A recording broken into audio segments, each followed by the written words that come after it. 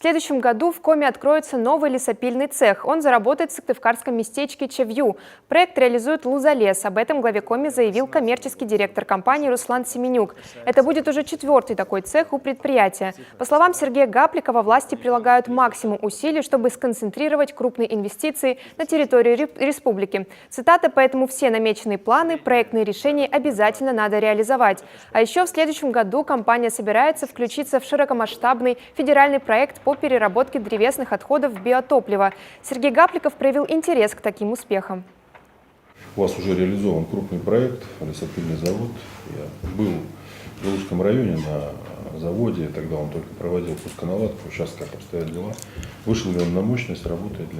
Что касается Прилузского района, именно в местечке Кизявич, лесопильный завод, он вышел на проектную мощность, он работает на 100%.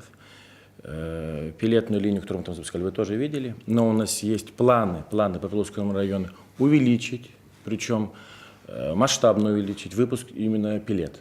То есть мы полностью поддерживаем вас в том, что вы сказали в Австрии на конференции, что биоэнергетика это является будущим. И в принципе мы видим, что это направление должно стать лидером именно в лесной промышленности Республики Коми в том числе.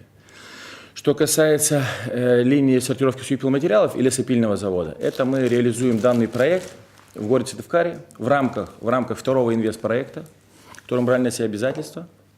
Мы вчера пробную уже доски начали прогонять через линию сортировки.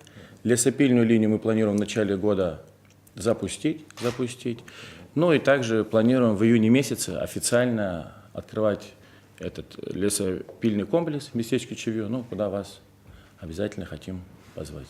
Пожалуйста, я с удовольствием приеду, посмотрю все, что вы там сделали, и, конечно, вместе с вами приму участие в запуске этого производства. Спасибо.